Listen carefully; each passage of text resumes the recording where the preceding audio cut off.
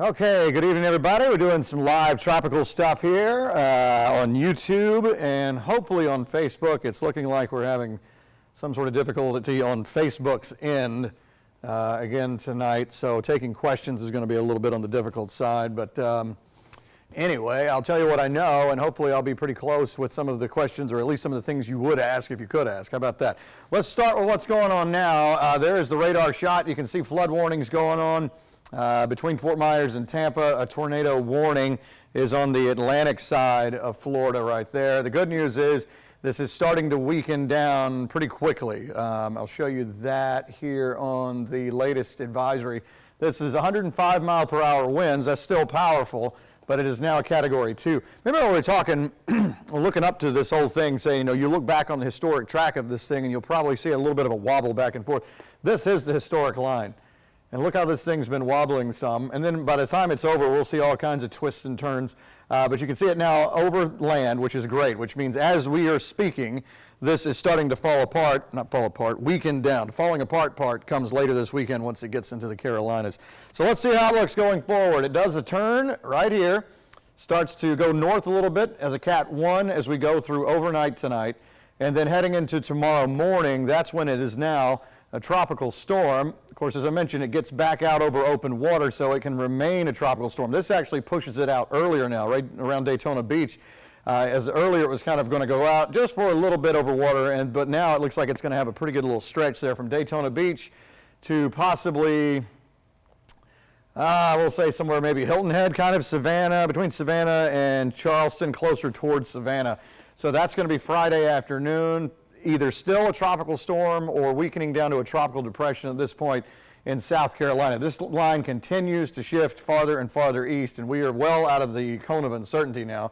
So there's overnight into Saturday morning, Saturday afternoon, washing out into either a tropical depression or just an area of low pressure. So let's see what the long-range models have to say. The GFS and Euro, obviously in lockstep here at the beginning, and they're in pretty much agreement going forward here. Now, if you look at the track, that kicks it out around Daytona. This one starts to go up a little bit. This is the GFS. The Euro's in blue underneath here. They're a little bit apart, but this comes out over somewhere maybe south of Jacksonville. Now, right here is where we have the difference. The GFS started pushing farther toward the east. The Euro is still toward the west. Now, this is an older run. I'm looking at one of the newer ones that's been coming in that I don't have graphically to show you right here, but it has started to push back toward the east as well. So it is lining up more and more that this is getting away from us, which is fantastic news.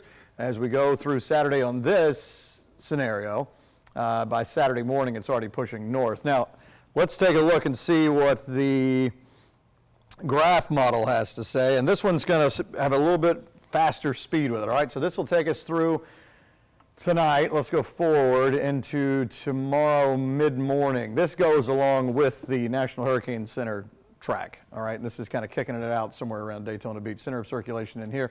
If you go forward and look and see where we are, I've talked about, again, the dirty side of the storm with these bands. They could have little spin-up tropical tornadoes in there. If this storm were coming this side of us, that's bad for us because then we've got severe weather.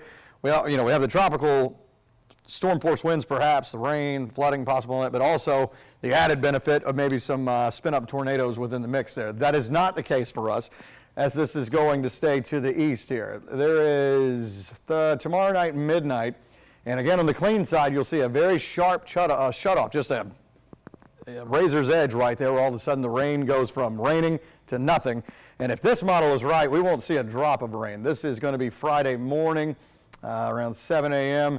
Again, this one has more speed to it. This shows a landfall. Now it's even farther east, actually to the east of Charleston. This is around noon Friday. This would maybe throw a few sprinkles in some of our northeastern counties. By Friday afternoon, this thing is already well above us as far as latitudinally there. And as we go through the Carolinas, this moves away and falls apart. So these are scenarios that are looking much more better for us. Let's take a look at the wind gust map. This one is going to be based on that graph model that I just showed you there.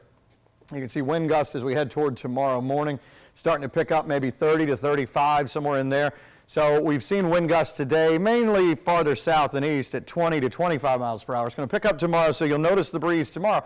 Now, also, if this graph model is right, this may be some of the breeziest stuff we see is through tomorrow, if the forward speed stays up like it's talking. 25, 30. This is Friday morning. Here's your center of circulation. Obviously, Carolinas here are going to see the bulk of this tropical storm force winds as we go forward into Friday night. This is what I'm talking about. This Friday night at 7 o'clock, we have almost nothing going on here, and the storm, if this scenario is right, is already crossing over into North Carolina. So this is a totally different thing than what it was showing earlier on in the week. Now let's take a look at the GFS, a little slower scenario. This is Friday afternoon, a little bit after lunch. This one a little bit farther toward the west. This shows the potential for us on Friday having 30 to 40 mile per hour wind gusts the farther east you go.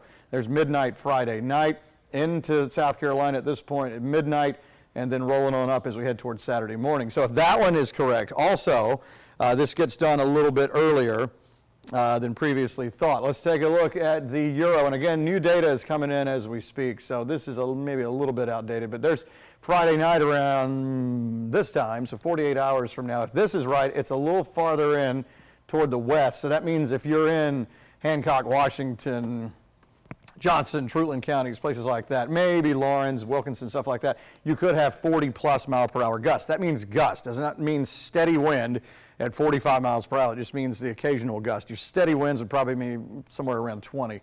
This takes us into Saturday morning, and again, it's gone. So either the graph is right and this gets on out of here as we go into Friday afternoon to Friday evening, or one of these two is going to be right, and it's sometime late Friday night it starts to move away. So let's talk about, we talked about the dirty side of the storm. The severe threat as you go into Friday is going to be along the coast here of the Carolinas. If your center of circulation is over here, that's the outer bands. That's where some of the strongest wind is going to be as well. Here's a look at some rainfall totals. This one is with the graph, and again, that's the one that keeps everything well away. We have goose eggs here, nothing going on. Everything's staying into South Carolina, and barely up the state line do we see anything. You see this sharp cutoff again on this back side of the storm. Let's get into the GFS. This one a little bit farther toward the west, but still for the most part keeps us at nothing, maybe a sprinkle or two as we go toward the east. And as we look at the European model, that one is the only one still leaning in more toward us. But again, new data coming in that's already starting to kind of shift a little eastward. So I think these numbers are going to drop too. So the takeaway then from this point is it's looking more and more like we will have a breezy day Thursday, a breezy day Friday, and maybe some rain in our eastern counties as we go through Friday, or maybe nothing. And that's the way this is shaping up to go for us. And I don't see anything to change that at this point. Everything continues to lead not just in that direction, but more even farther away from us. Let me check, make sure Facebook is not doing its job here. Let's see. Well, there's a link there to the YouTube channel. Unfortunately, there is no way that I know of for you to ask questions. If I had a window in here, you could send a carrier pigeon.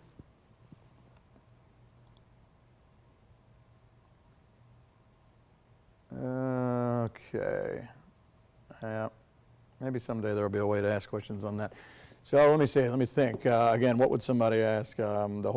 Which model do you trust more? Trust them all. The graph started out with this movement toward the east, and then a lot of the other models have started to come on board with that. So again, the track is looking more and more like a lesser event for us. I still think we can have some gusty winds. You know, I mean, somebody has like a tree that should have come down a long time ago, some loose limbs somewhere. That might be enough to knock a little bit of that down in our eastern counties, and if that falls on a power line, then obviously we have, you know, some power outages like that. I don't expect to see widespread stuff of that for us unless something changes and this starts to jog back toward the west. I'm trying to think of any other graphics I have that I could show you.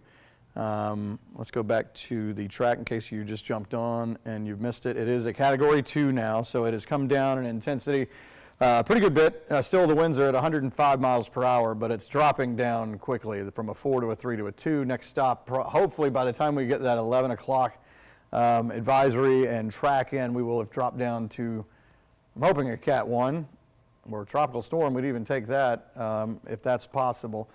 Shows that it maybe will be a 1 and then maybe hitting tropical storm sometime overnight into the morning, hopefully.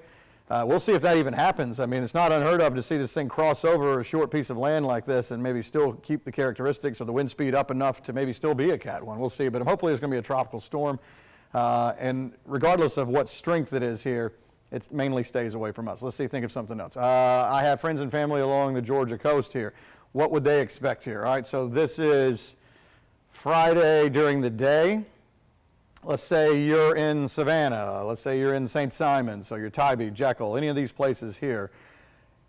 At the onset, when this is coming up, you're going to have, with the counterclockwise rotation, your winds are going to be coming in. So that would not be ideal if high tide is up at that time. I haven't looked at the tide schedule, and I don't have the exact hour or minute that this is going to happen. So that's not good for our coast if the tide is up high when this is coming in, because you would have an additional storm surge coming in like this. Good news is once this starts to come on up, regardless of tide, now your winds are coming around this way. So you have an offshore flow, which would then effectively force the water out. So if in a perfect scenario, if this rode by the Georgia coast during low tide, minimal effect as far as storm surge, hopefully, and then also it would be on the wraparound, would be forcing things away. So hopefully it can just skirt on by, and maybe this track can even keep bending over toward the east, the farther away it gets. You got to remember, most of your tropical storm force winds and all that are usually pretty compacted in to closer toward the eye here, so we can keep it out over the water. Let's say you have friends and family along the South Carolina coast here. Well, let's say Hilton Head, places like that. It is going to be more of a direct hit, but hopefully the way it's trending, this will be as a tropical storm and not a hurricane. So still can mess things up a little bit, but it is not anything remotely close to what Southwest Florida has been going through tonight. So again, that keeps it away from us a pretty good bit. The cone of uncertainty now is up and away from our area totally. And if this is right, and some of these models that are speeding up, this would be probably around this time Friday night, the storm is pin high with us and then starting to kind of move away. And so the effects would be sliding away as it slides into the Carolinas more and more. Okay. Don't know if I have really anything else. It's a bummer that Facebook is doing this again tonight. We put in what they call in the IT world a ticket to try to figure out what the holdup is, what the glitch is with getting our go live thing that we have here linked in with that. And I'm not sure this is a bad time for this to be doing that, but our folks are working on it as hard as they can. So until then, we have YouTube, but again, I can't really answer any questions. So I believe that's that. I've gone over everything a couple of times. I do know that the 10 o'clock show on our CW channel is coming up in a few minutes, not a few minutes, 45 minutes, and then of course at the 11 o'clock show we're going to have new model data, some model data, and also the new track will be out.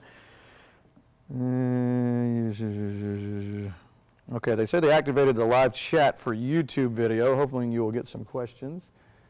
Let's see if that is working.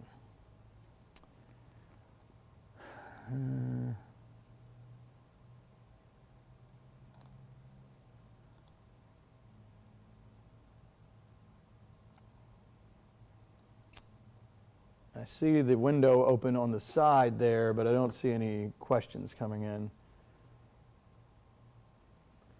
Carly says, thank you. Well, thank you, Carly. It's good to hear from another human. That's fantastic.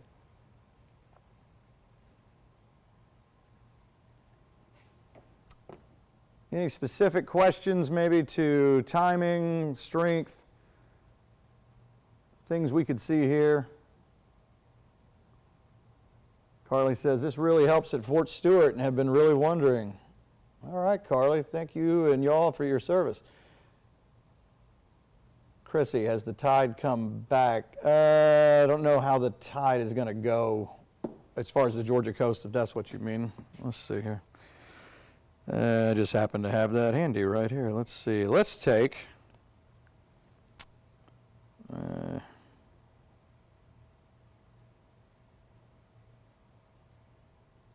let's take St. Simons. And let's say you are in St. Simons, and this storm, let's go with the track that we know so far. Let's go backwards here to, let's see, if that's 2 p.m., that's probably getting in there mid-morning to noon. Now, unfortunately, high tide is at straight up noon on Friday for St. Simon's. And as you know, if you go along the Georgia coast, we have some very dramatic tides that go way out and come way back in again too. So if this is 2 and this is, what was that, 2 p.m., so you're looking at right somewhere in there. So the tide will be coming up if this timing is right, as that's coming in, and that's when the winds on the top would be forcing in. So that is not the scenario you would want. Looks to be an 8-foot tide, which is a fairly large one.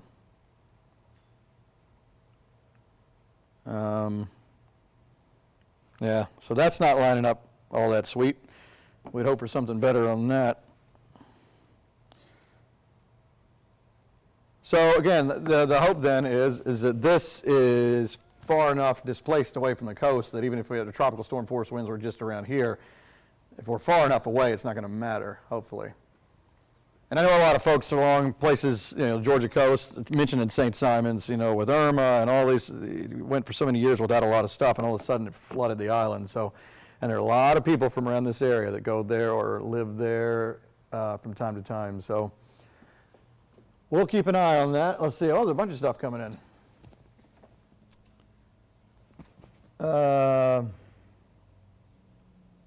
Madeline says, hope you're well. In Perry, wonder if we're going to have I really don't think that any of our area is going to have a whole bunch of big wind.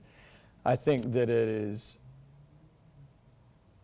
going to be more our eastern counties, and I think it's going to be, you know, really kind of what we've seen today was 20 to 25 mile per hour winds. I think we'll have 30 to 35 as we go through the day tomorrow, and maybe close to 40 in our eastern counties, and that's kind of what I expect for Friday, unless, again, that Euro model is right, the graph model is right, then it'll speed up so fast it'll be gone before we get into Friday night. Craig, I love questions like this. Is this guy doing math live on air? Wasn't math. I was checking in on tide charts for coastal Georgia. But it probably looks like me doing math, which is pretty stumbly. I've lived in Phoenix my whole life, and this to me is so scary. Chrissy was just out in Phoenix. I was out there in the spring. Beautiful area, but you don't really have this kind of stuff. Tony, fake hurricane, 100. Nope, not fake. Very real. That's Southwest Florida. Let's see. Has the worst come and gone now? Not for us. None of it has come here yet. As far as Southwest Florida, it's getting better for them because it's weakening over land. Craig. Oh, okay. Let's see. Is it going to Orlando? I would say there's definitely going to be some wind nearby and rain. Yeah, there's a lot of rain right there in Orlando now, and if this continues kind of up and then out, yeah, but it'll be probably either Category 1 or tropical storm force winds there. Is Vidalia safe? Again, I think for most of our central Georgia area, including Vidalia, I think it's just going to be some gusty winds at this point, unless something really big changes and all of a sudden, and I don't see that happening, it kicks back toward the west. What about Beaufort, South Carolina? Yeah, Johnny, that's kind of where that second landfall would be, anywhere between Savannah and Hilton Head and all that area. So, but hopefully it would be 50, 60 mile per hour wind gusts as opposed to what they've been seeing down in Southwest Florida.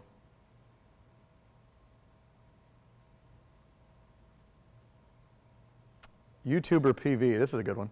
MAZ, is this a real news channel? Why on YouTube? Well, because we don't have a newscast right now, so this is a service to our viewers that we do in between newscasts. Let's see. How much, Justin Baxley, I think that name sounds familiar. How much could it strengthen when it reemerges in the Atlantic? Well, I do think that it will at least hold tropical storm force. Don't know if it would jump back up to a Cat 1 or not, and I'm sure the National Hurricane Center is probably crunching that kind of stuff right now. So if you got this little window through here, it may just stay a tropical storm. We'll have to see if it gains enough strength again to go back Category 1 before heading into South Carolina.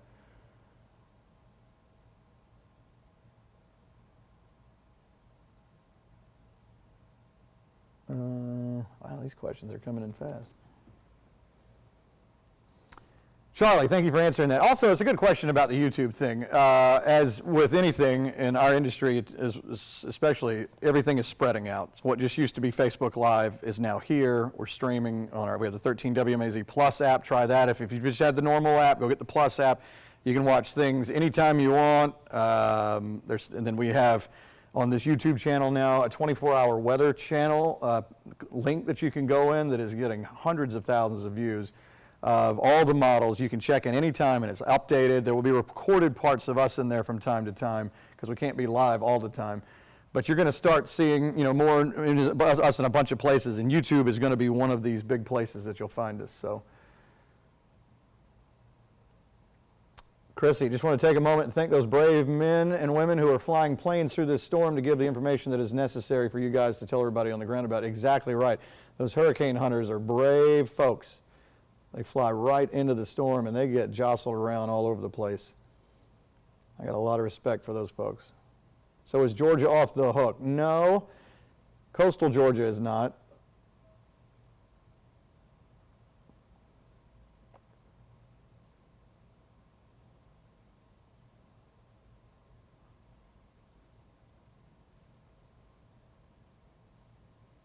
What is the temperature of the land and water, and does that play a role in the strength of the storm?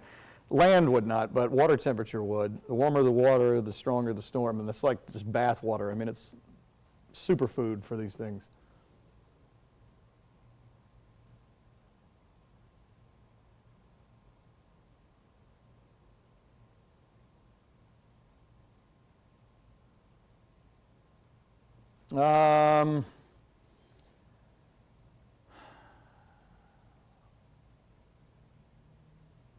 Okay, I'm trying to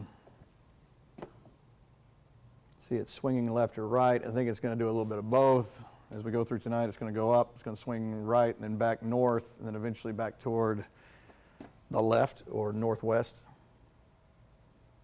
Will it combine with other low pressure out in the Atlantic? No. The news always says that the catastrophe will happen, and they say the worst, and it's never that way. I can see why you would say that. In a lot of the news in our industry, that is absolutely correct. There's a lot of sensationalism that goes on. That is one thing that I pride ourselves in here in the Weather Center. We do not do that. I always try to stay on the side of let's just keep an eye on it and watch and see what it does. Let's not get all crazy about it. Prepare for the worst and then ratchet down if you need to or whatever, but don't jump in thinking Category 5 right off the bat every time. But I do understand why you're saying that. There's a big problem of that that needs to correct. Just shoot straight with folks. Daytona Beach area, what time would it be most dangerous, damaging to Daytona? Well, Lindsay, if you're at Daytona Beach now, I mean, there's already wind and rain there, and really as we go through tonight into tomorrow morning, the time is now really for Daytona Beach over the next 12 hours or so. But a weakening storm, still tropical storm force winds. I wouldn't go stand out on the beach or anything.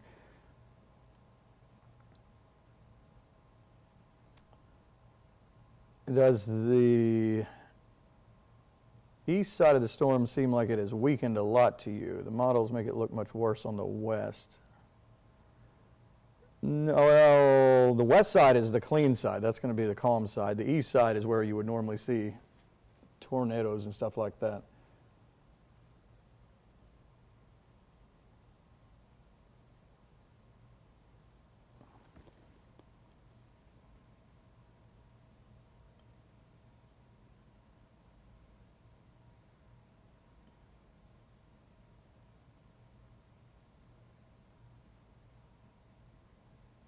Wow, these things are fast.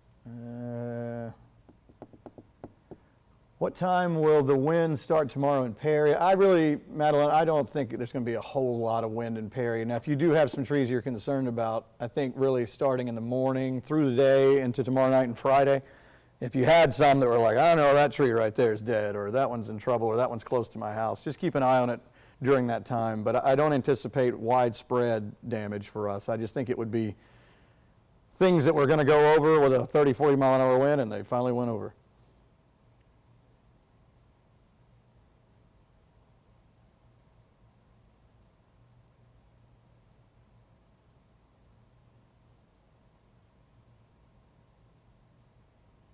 Justin, all right, that's a good one. Do you think this hurricane's name will be retired? That depends on the damage in southwest Florida.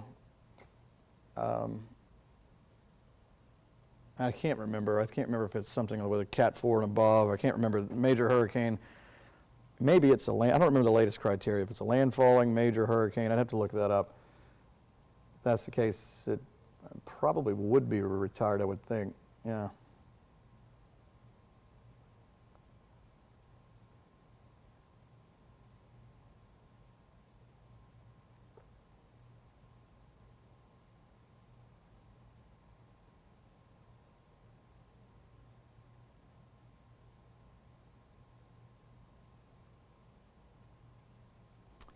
Do I expect this to swing through Charlotte or possibly coast past it? I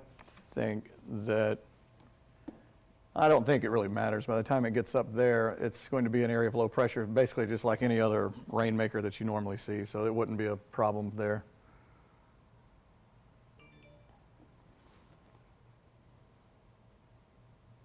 And the Braves just tied the Nationals. Fantastic. Let's keep it up.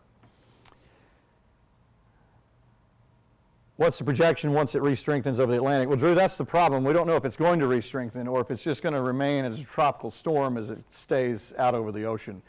This would be best case scenario. Worst case would be if this somehow blossomed back up to a Category 1. Either way, for us, the effect is still the same. Let me go back again if you're just jumping in just to show you the, I'm going to go with the graph model here, just to show you the movement of this. Again, I think somewhere in between this model, maybe in the global GFS and Euro, maybe is what will happen, or maybe this is it.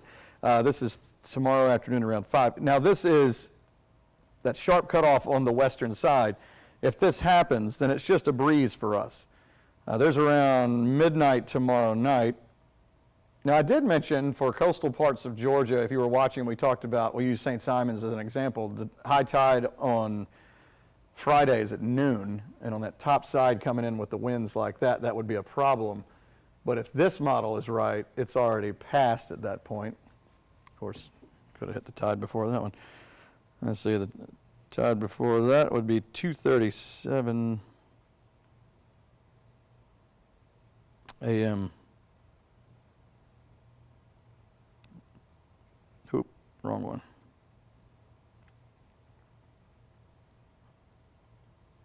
Looks to be about 7 in the morning, somewhere in there.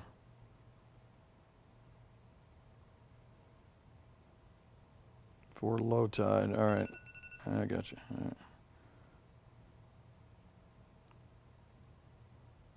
right. I don't know. We're just kind of throwing darts at that anyway. We'll have to just wait and see how it actually plays out.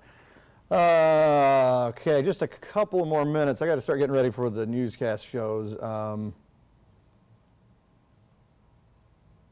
All right. Thank you all for the kind words in there. Appreciate that. Now we're off to waffles or pancakes. All right. I think we're done. Hey, thanks for joining us, and we will be obviously updating stuff. Remember that 13 WMAZ Plus? That is really good. I mean, it's just, you can sit there and watch that thing all the time, and all that stuff you're seeing, as soon as new model data comes in, it's not waiting for us to put it in or anything. It's there. So new tracks, all that stuff is always there. And then, of course, we jump on here when we can. What else?